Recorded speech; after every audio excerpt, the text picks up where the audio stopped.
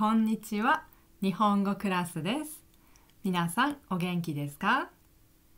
今日のテーマはこれです。はい。離婚です。はい。結婚していましたが別れます。離婚します。divorce です。はい。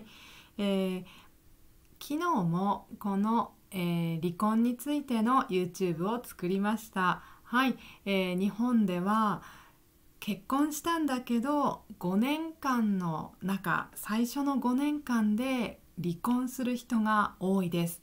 それがだいたい3人いたら1人離婚しますというデータがあります。はい、他にもいろいろなデータがありました。それを紹介しましたので、よかったらポッドキャスト聞いてください。はい、今日はそのもっと先の話。はい、じゃあなんで離婚するんですか、日本人は、という話をしたいと思います。はい、日本人はどうして離婚するんですか？はい、その理由、どうしての理由、トップ4、4つ紹介しますね。はい、皆さんの国でも離婚する人がいますね。どうして離婚していると思いますか？はい、またはこれを聞いている人で離婚しましたという人もいるかもしれませんね。いろんな理由があると思います。はい、日本人の理由と同じ理由があるかもしれないですね。じゃあ行きましょう。まず女性の方からいきます。これ女性の理由と男性の理由が同じじゃないんです。はい、これがまたちょっと面白いですね。はい、女性の方は、まず一番の理由として性格が合わないから離婚したいですと言っている人が一番多いです。まずトップ4全部読みます。2番目は生活費を女性に渡してくれないから。3番目は精神的に虐待するから。4番目は暴力を振るうからという理由でした。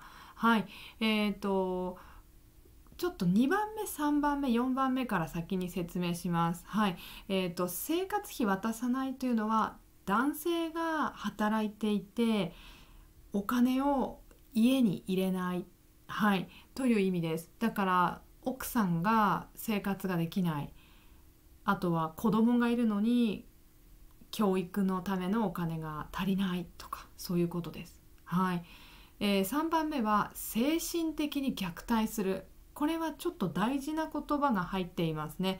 虐待というのですね。虐待というのは体を叩く、パチパチとかバンバンってやったり痛いです。そういうことを虐待というんですが、体じゃなくて心を痛くするという意味です。この精神的に虐待するというのは。はい、だから奥さんに対して夫が何か悪いことを言うということですね。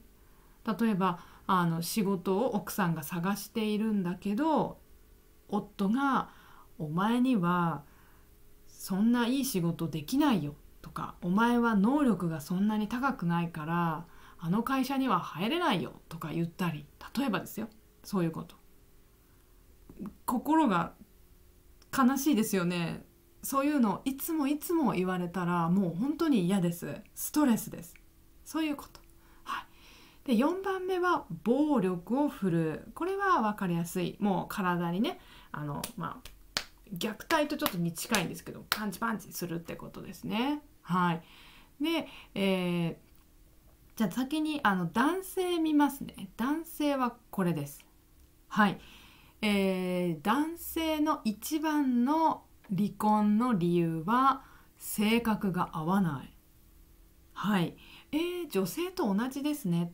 そうなんです。これちょっと後で説明します。で2番目、精神的に虐待する。これもさっきの女性と同じ。はい、で3番目、家族親族と折り合いが悪い。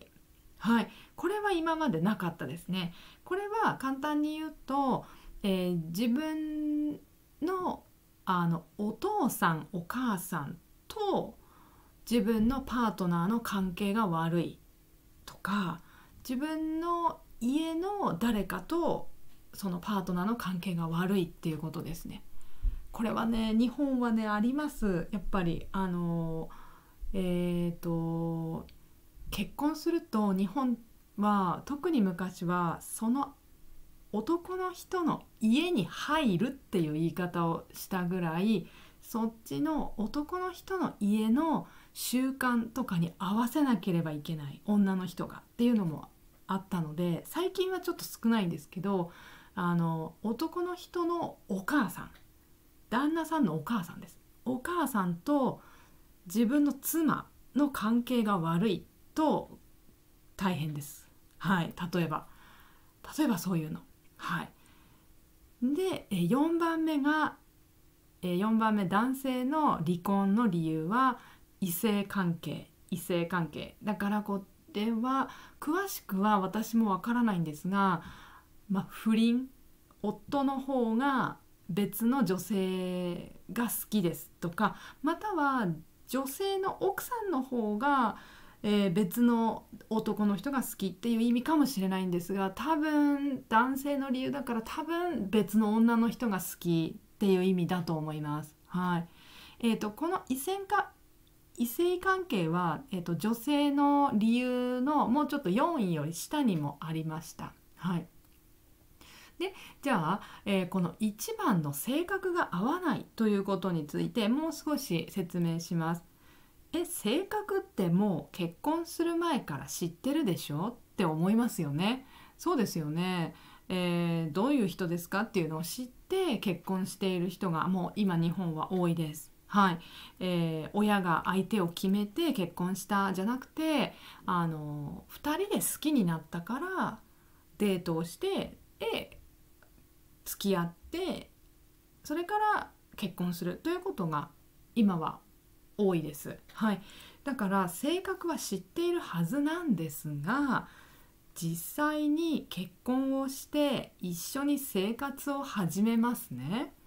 そうすると、あれ、私と考え方が違うとか、あれ、私と習慣が違う、生活の習慣が違うとかありますよね、やっぱりね。そういうこと全部を入れて性格が合わないというふうに言ってます。これ男性も女性も。はい。ですからよく、問題になることは、まず4つあります。まず1つは生活の習慣が違う。それも小さなことでもね、やっぱり気になる。2つ目はお金についての考え方、使い方が違う。自分と違うってことです。はい。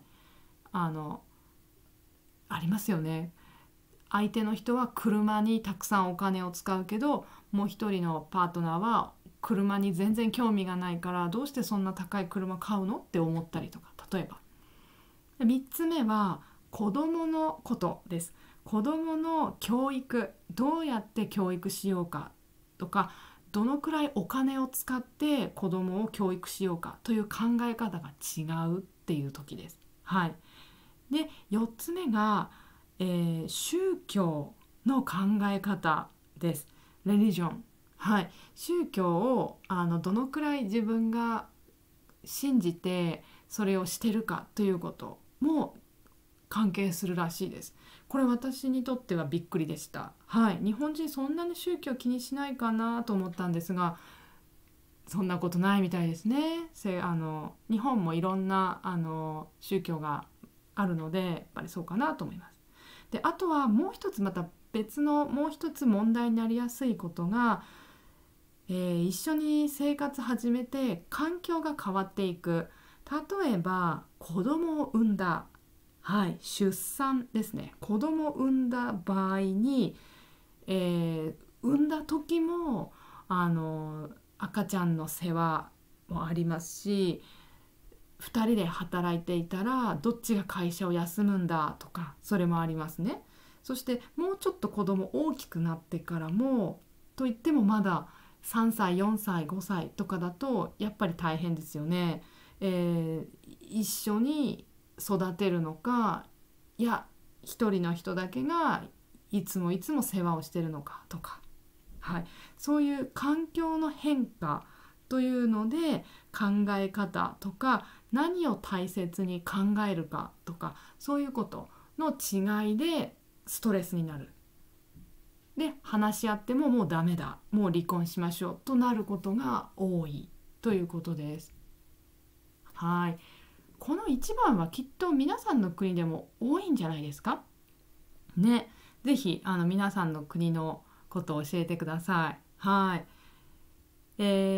そしてもう一つ、離婚の仕方、離婚の方法を簡単に紹介します。これ日本の場合だと3つ、3つって書いたんですけど、ごめんなさい、4つあります。大きく4つ。じゃあ行きましょう。ですね、一つ一番多いのが、みんなが離婚するときするのが、もう 88% の人たちがする方法は、2人で話し合って決める。もうこれです。はい、これだったらお金かからないですよね。もう2人でどうするって、離婚するしないっていろいろ話し合って決めるです。はい、でそれでもダメだった場合、いやしない、私はしたくないとか、一人の人がしたくないって言った場合は、夫婦じゃないもう一人の人を入れて離婚するかしないかを話し合います。それが2番目の方法です。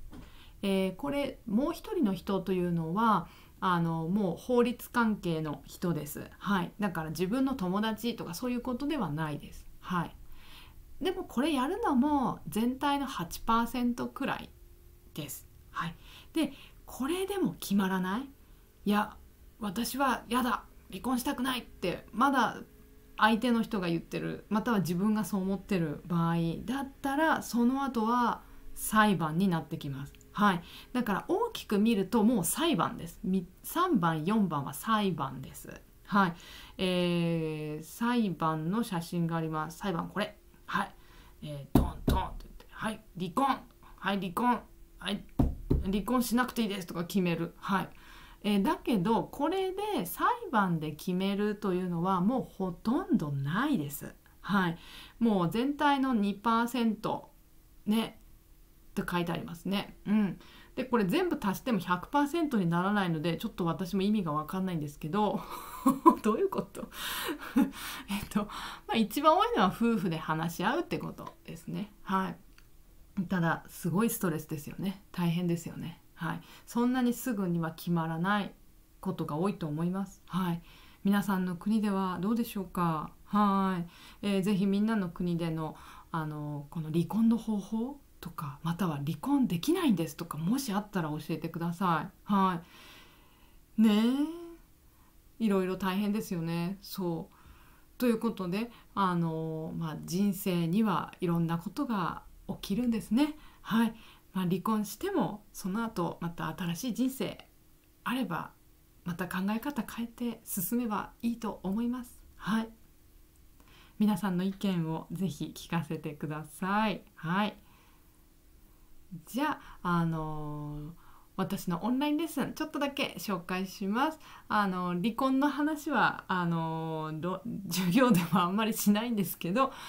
いろんなこと知ってると JLPT の試験とかもできるようになるんですね。だからポッドキャストとかいろんなものをぜひ聞いてください。はい、私のオンラインレッスンでは JLPT の勉強ができます。読解の、N2 読解、N1 読解とか文法語彙とかいろいろ勉強できます。はい、ビデオレッスンですので、皆さんの時間がある時に勉強ができますよ。このビデオを見て毎年たくさんの人が合格をしていますので、よかったら使ってください。そしてビジネス日本語も Zoom です。これははい、Zoom 授業で勉強しています。会話練習も Zoom レッスンです。はい、あとはプライベートレッスンもしています。はい、全部オンラインレッスンのリンクのところから見られます。下にリンク書いておきますと、私の X もあります。はい、皆さん離婚について思ったことぜひ教えてください。はい、ありがとうございます。